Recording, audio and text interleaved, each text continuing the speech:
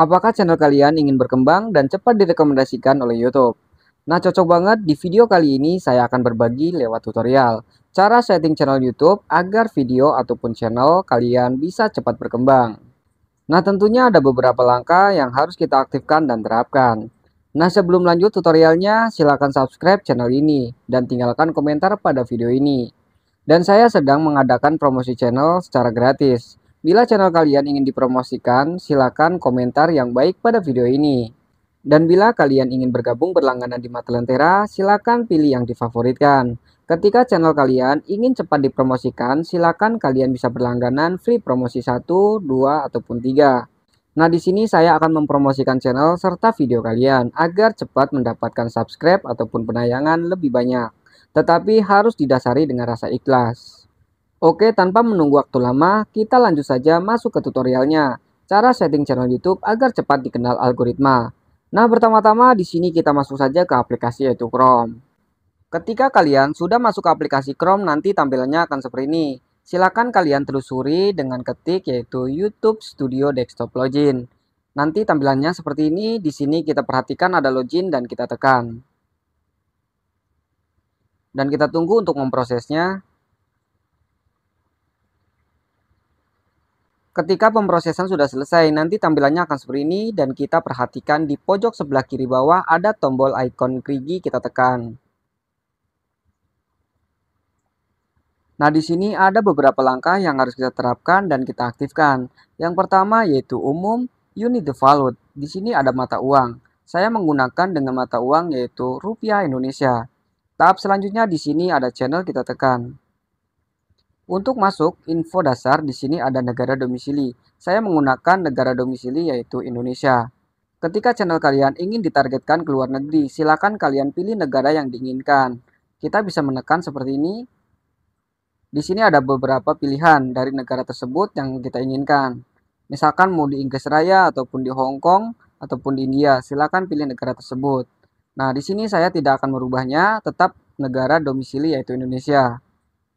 Dan tahap selanjutnya di sini kita scroll ke atas, masuk yaitu ada kata kunci.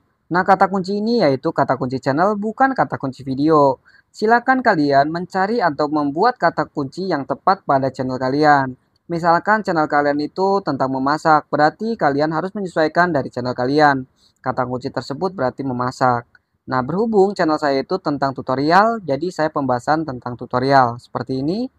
Nah, kegunaan dari kata kunci tersebut yaitu untuk mempermudah channel kalian cepat diketemukan oleh audiens. Jadi, silakan kalian itu membuat kata kunci ataupun mencari kata kunci yang benar-benar relevan ataupun tepat pada channel kalian. Intinya jangan sampai salah pilih ya. Nah, untuk tahap selanjutnya di sini kita masuk ke setelan lanjutan. Dan kita perhatikan di sini ada audiens ya. Kita bisa gulir seperti ini. Nah, ketika channel kalian itu kontennya tentang anak-anak, berarti kalian harus wajib memilih centang yang pertama. Di sini centang pertama yaitu ya tetapkan channel ini sebagai dibuat untuk anak-anak. Saya mengupload konten yang dibuat untuk anak-anak. Nah, di sini konten saya itu tidak ada kandungan dari anak-anak ya. Di sini konten saya itu tentang tutorial, berarti saya itu untuk memilih yang nomor 2 saja seperti ini. Tidak, tetapkan channel ini sebagai tidak dibuat untuk anak-anak. Saya tidak pernah mengupload konten yang dibuat untuk anak-anak. Nah, ketika sudah di sini kita lanjut ke tahap selanjutnya, ada kelayakan fitur, kita tekan. Dan kita bisa scroll ke atas seperti ini. Yang pertama di sini ada fitur standar. Nah, fitur standar ini kalian harus mengaktifkan terlebih dahulu. Nah, di sini kita bisa perhatikan untuk fitur standarnya. Seperti ini, kita baca apa dari keuntungan fitur standar. Nah, fitur standar ini keuntungannya yang pertama, menambahkan kolaborasi ke playlist. Dan yang kedua, menambahkan video baru ke playlist yang sudah ada. Dan yang ketiga, membuat playlist dan bisa untuk mengupload video. Nah, silakan kalian untuk mengaktifkan fitur tersebut. Nah, di sini harus aktif ya. Nah, untuk selanjutnya di sini ada fitur menengah. Kita bisa cek apa keuntungan dari fitur menengah. Kita perhatikan di sini. Yang pertama yaitu untuk thumbnail custom. Nah, kalian bisa untuk membuat thumbnail secara custom. Nah, untuk tahap selanjutnya di sini ada live streaming. Nah, bisa digunakan untuk live streaming itu ketika kalian sudah memverifikasi fitur menengahnya seperti ini. Nah, ketika sudah di sini ada video berdurasi lebih dari 15 menit. Nah, ketika kalian sudah mengaktifkan fitur ini, kalian itu akan ada tambahan video berdurasi lebih dari 15 menit. Seperti itu. Nah, maka dari itu silakan kalian itu harus benar-benar diaktifkan fitur standar tersebut ya. Seperti ini, fitur menengah harus benar-benar sudah aktif. Nah, untuk kita perhatikan di sini ada 3 fitur lanjutan. Nah, di sini kita cek untuk keuntungannya seperti apa. Yang pertama yaitu mengajukan banding atas klaim konten ID. Nah, ini yang harus kita perhatikan. Ketika video kalian itu diambil oleh audiens atau penonton ataupun orang lain ataupun oknum yang tidak bertanggung jawab, kita bisa melaporkan tindakan yaitu video kita telah diambil oleh orang tersebut. Nah, kita bisa nih untuk klaim konten ID-nya seperti itu. Nah, yang kedua, link eksternal dalam deskripsi. Dan ketiga, untuk menyematkan live streaming. Nah, menyematkan live streaming ini ketika kalian itu sedang live streaming. Kalian bisa menyematkan dari komentar orang lain ataupun komentar kita pada live streaming tersebut. Nah, di sini kita bisa membacanya ya, seperti ini. Nah, ini keuntungannya. Jadi, kalian itu harap untuk mengaktifkan agar video kita tetap aman dan tetap terjaga. Nah, ini harus benar-benar wajib diaktifkan semua karena ini memudahkan untuk memonetisasi channel kalian nantinya. Nah, untuk tahap selanjutnya di sini kita perhatikan untuk default upload. Kita tekan saja. Nah, di sini ada info dasar. Nah, info dasar ini yaitu judul video. Nah, judul video ini menurutnya saya tidak penting ya, karena ini digunakan untuk misalkan kalian itu akan live streaming. Nah, akan live streaming nanti akan secara otomatis kita tidak usah membuat deskripsi ataupun judul video sudah diotomatiskan oleh kita seperti ini ya. Jadi ini tidak penting kalau misalkan saya di deskripsi saja yang mau diisi. Misalkan nanti kita itu akan pembahasan tentang tutorial ataupun game, berarti kalian harus mengisi deskripsi sesuai dari konten kalian. Mudah-mudahan kalian sampai di sini bisa memahami ya apa yang diartikan dari saya atau penjelasan dari saya. Dan di sini ada visibilitas, visibilitas yaitu untuk pribadi. Nah, ketika kalian itu akan mempublikasikan nih, misalkan kalian akan live streaming. Nah, di sini visibilitas itu kita setting untuk pribadi bisa, untuk publik bisa. Nah, ketika kalian live streaming ingin langsung secara publikasikan, berarti kalian itu untuk setel secara publik seperti ini. Kalau misalkan untuk pribadi, berarti ya pribadi. Nanti kita bisa setting lagi ketika kita akan memulai untuk live streaming tersebut.